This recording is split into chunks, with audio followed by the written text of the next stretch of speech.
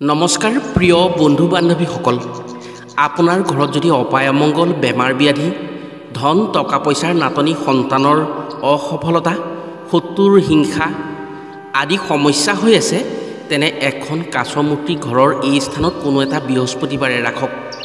এই সকলোবোৰ সমস্যাৰ পৰা মুক্ত হ'ব পাৰিব। যদি কাছ মূৰ্তি নাই, তেনে ভগৱান শ্ৰীহৰিৰ কুৰ্ম অৱতাৰৰ এখন ফটো ঘৰৰ এই দিশত ৰাখক। আপুনি আচৰিত ধৰণেৰে সুফল পাবলৈ সক্ষম হ'ব। আপুনি যি কৰে তাতে সফলতা পাব। আপোনাৰ ঘৰত গুৰু বৃহস্পতিৰ পৰম কৃপা পৰিব, যাৰ ফলত নৱগ্ৰহৰ বেয়া প্ৰভাৱে আপোনাৰ ঘৰত একো অপকাৰ কৰিব নোৱাৰে। যাৰ ওপৰত গুৰু বৃহস্পতিৰ কৃপা থাকে, জ্যোতিষশাস্ত্ৰ অনুসৰি তেওঁ ভাগ্যৰ দুৱাৰ মুকলি হয়।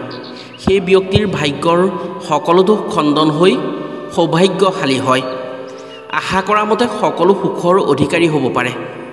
আজিৰ ভিডিঅ'ত আমি আপোনাক জনাম, ঘৰৰ কোন দিশত কাছ মূৰ্তি ৰাখিব পাৰিলে ব্যক্তিৰ ভাগ্যৰ দুৱাৰ খোল খায়, কাছ মূৰ্তি থকা আঙুঠি পিন্ধিলে কি হয়, আৰু কোন আঙুলিত কাছ মূৰ্তি থকা আঙুঠি পিন্ধিব লাগে। ভগৱান বিষ্ণুৰ কাছ মূৰ্তি ঘৰত সঠিক দিশত ৰাখি প্ৰতি বৃহস্পতিবাৰে পানী দিব পাৰিলে কেনেকৈ ব্যক্তিৰ চমৎকাৰী ভাগ্যৰ অধিকাৰী হ'ব পাৰে। সেয়েহে আপুনি যদি আজিৰ ভিডিঅ'টো সম্পূৰ্ণকৈ চায়, তেনে ভিডিঅ'ত কোৱাৰ দৰে এখন কাছ মূৰ্তি বা কাছ থকা ফটো ঘৰৰ এই স্থানত ৰাখি জীৱনত আশা কৰা মতেই সকলো ফল পাবলৈ সক্ষম হ'ব। গতিকে আজিৰ ভিডিঅ'টো যদি আপুনি সম্পূৰ্ণকৈ চায়, তেনে কথাসমূহ জানি নিশ্চয় উপকৃত হ'ব পাৰিব। কাছ হৈছে ভগৱান শ্ৰী বিষ্ণুৰ অৱতাৰ।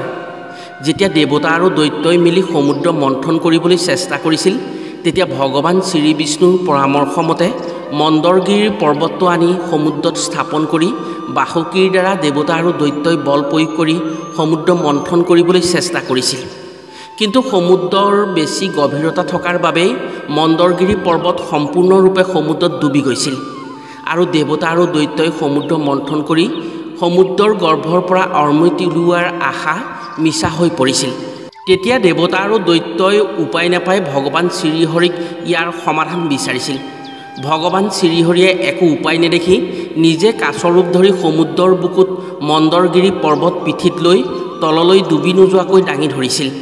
সেয়াই হৈছে ভগৱান শ্ৰীহৰিৰ কুৰ্ম অৱতাৰ।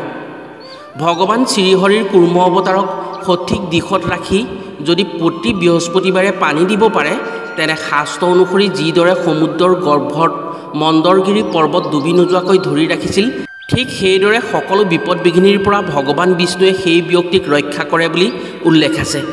যদি আপুনি আপোনাৰ ঘৰৰ উন্নতি কামনা কৰি আপোনাৰ ঘৰৰ সদস্যসকলৰ ভাগ্যৰ দুৱাৰ মুকলি হোৱাটো বিচাৰে আৰু কোনো ধৰণৰ বিপদ বিঘিনিৰ কামনা নকৰে, তেনে কোনো এটা বৃহস্পতিবাৰে এখন কাছ মূৰ্তি আনি ঘৰৰ এইটো দিশত এটা বিশেষ স্থানত ৰাখক। আপোনাৰ লগত আৰু আপোনাৰ ঘৰৰ সদস্যসকলৰ চমৎকাৰী ভাগ্য ফুলি কোনো ক্ষেত্ৰতেই পৰাজয় হ'ব নালাগে।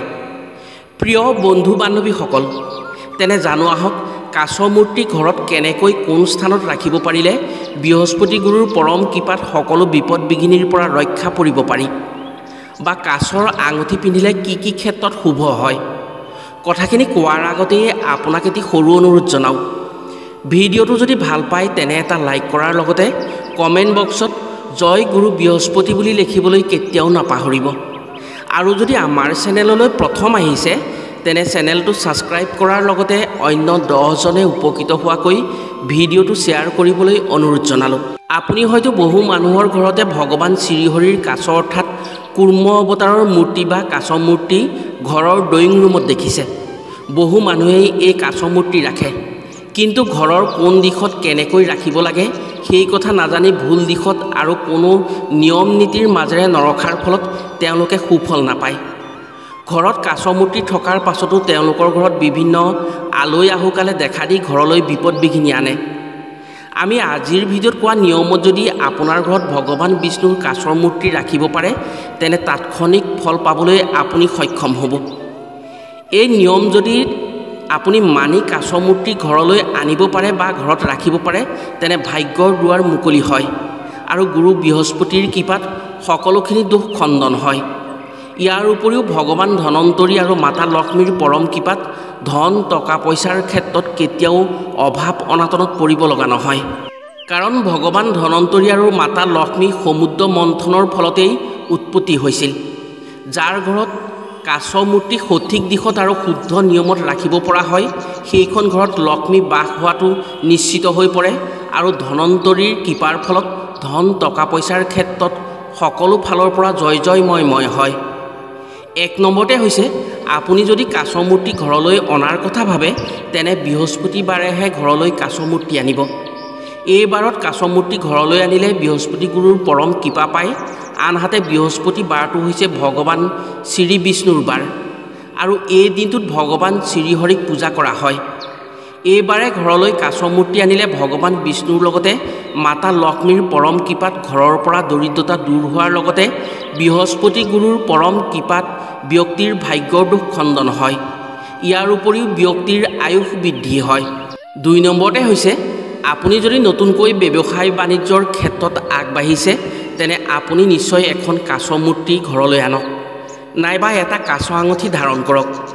এনে কাৰ্যৰ দ্বাৰা কুবেৰৰ পৰম কৃপা পোৱা হয়, ফলত ব্যৱসায় বাণিজ্যত লাভৰ পৰিমাণ বৃদ্ধি হয়। ধন টকা পইচা সঞ্চয় কৰিব পাৰে, পৰিয়ালকেন্দ্ৰিক কাজিয়া পেচালৰ পৰা মুক্ত হ'ব পাৰে আৰু পৰিয়ালৰ মাজত মিলা প্ৰীতি বাঢ়ে। 3 নম্বৰতে হৈছে, যাৰ ঘৰত কাছৰ পৰিয়াল থকা ফটো বা মূৰ্তি থাকে, অৰ্থাৎ সৰু বৰ কাছৰ থকা ফটো থাকে, সেইখন ঘৰৰ সদস্যসকলৰ মাজত মিলা প্ৰীতি বৃদ্ধি পায়। যিজনে সদায় কাছ দৰ্শন কৰে বা কাছ মূৰ্তিত জল দান কৰে, তেওঁৰ ভাগ্যৰ চমৎকাৰী হয়।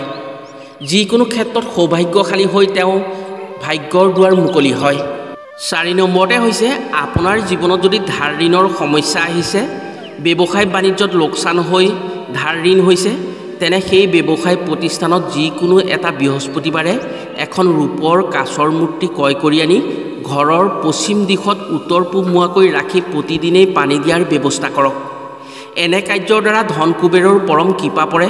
খুব কম দিনৰ ভিতৰত সেই ধাৰ ঋণৰ পৰা মুক্ত হৈ পাৰিবাৰিক সুখ শান্তি পাবলৈ সক্ষম হয়। যদি ঘৰত স্বামী স্ত্ৰীৰ মাজত বিবাদ লাগি থাকে, তেনে ঘৰৰ উত্তৰ পূব দিশত এখন কাছ থকা ফটো ৰাখিবলৈ চেষ্টা কৰক। যদি এটা পৰিয়ালৰ কাছ ফটো ঘৰৰ উত্তৰ পূব দিশত ৰখা হয়, তেনেহ'লে আপোনাৰ ঘৰত স্বামী স্ত্ৰীৰ মাজত কোনোদিনেই ভুল বুজাবুজি নহ'ব। আপোনাৰ ঘৰত সুখ শান্তিৰে ভৰি পৰিব। 5 নম্বৰতে হৈছে, শাস্ত্ৰ অনুসৰি সমুদ্ৰ মন্থনৰ ফলতেই লক্ষ্মী দেৱীৰ পুনৰ উদ্ধাৰ হৈছিল। ভগৱান শ্ৰীহৰিৰ কাছ মূৰ্তি যাৰ ঘৰত থাকে, তাৰ ঘৰত লক্ষ্মী দেৱীয়ে সদায় বাস কৰে আৰু লক্ষ্মী দেৱীৰ পৰম কৃপা থাকে। শাস্ত্ৰমতে কাছ মূৰ্তি থোৱাৰো বহু নিয়ম আছে। ঘৰত কাছ মূৰ্তি সদায় উত্তৰ পশ্চিম দিশত উত্তৰ পূব মুৱাকৈ ৰাখিব লাগে। আপুনি যদি ধন টকা পইচাৰ অভাৱ অনাটন দূৰ কৰিব বিচাৰে, তেনে আপুনি যিকোনো এটা বৃহস্পতিবাৰে এখন কাছ মূৰ্তি ঘৰলৈ আনি ঘৰৰ উত্তৰ পশ্চিম দিশত উত্তৰ পূব মুৱাকৈ ৰাখক। অৱশ্যে ঘৰলৈ কেতিয়াও মাটিৰ কাছ মূৰ্তি নানিব। শাস্ত্ৰমতে মাটিৰ কাছ মূৰ্তি আনিলে বহু অশুভ হয়। নিয়ম অনুসৰি কাছ মূৰ্তিৰ তলত এখন ধাতুৰ পাত্ৰ থাকিব লাগে আৰু তাৰ ওপৰত কাছ মূৰ্তিটো ৰাখিব লাগে। প্ৰতি বৃহস্পতিবাৰে যদি আপুনি লক্ষ্মী দেৱীক স্মৰণ কৰি বা ভগৱান বিষ্ণুক স্মৰণ কৰি আপুনি সেই কাছ মূৰ্তিত পানী দিব পাৰে, ঠেং ডুবি যোৱাকৈ পানী দিলে সেই কাছ মূৰ্তিৰ দ্বাৰা ঘৰলৈ পজিটিভ শক্তিৰ আগমন হয় আৰু ঘৰখনলৈ উন্নতি আহে। কাছ মূৰ্তিখন ধাতুৰ হ'ব লাগে। পিতল বা ৰূপ তামৰ হ'ব পাৰিলে অতি ভাল। যদি আপুনি বৃহস্পতিবাৰে এনেকুৱা এখন কাছৰ মূৰ্তি আনি ঘৰত প্ৰতিষ্ঠা কৰি ল'ব পাৰে, তেনে আপোনাৰ ঘৰত কেতিয়াও দুখ দৰিদ্ৰতা নাহে। আপুনি প্ৰতি বৃহস্পতিবাৰে সেই কাছ মূৰ্তি থকা থালখনত কাছৰ ঠেং ডুবি যোৱাকৈ পানী দিব পাৰিলে ভগৱান শ্ৰীহৰিৰ কৃপাৰ লগতে মাতা লক্ষ্মীৰ পৰম কৃপা পাব আৰু আপোনাৰ ঘৰত ধন টকা পইচা ধান চাউলেৰে সমৃদ্ধিশালী হ'ব। 6 নম্বৰতে হৈছে, যাৰ বৃহস্পতি গুৰুৰ দশা বেয়া হয়, তেওঁ অৱশ্যেই এটা কাছৰ আঙুঠি পিন্ধিব লাগে। সোণ ৰূপ বা তামৰ এটা কাছ আঙুঠি যদি তেওঁ সোঁহাতৰ আঙুলিত পিন্ধিব পাৰে বা ধাৰণ কৰিব পাৰে, তেনে বৃহস্পতি গুৰুৰ দোষৰ পৰা তেওঁ মুক্ত হ'ব পাৰে। এই কাৰ্যৰ দ্বাৰা যিকোনো ধৰণৰ গুৰু দোষৰ পৰাও মুক্তি হ'ব পাৰে আৰু গুৰু দোষৰ পৰা মুক্তি হোৱাৰ পাছত তেওঁ সৌভাগ্যশালী হয়।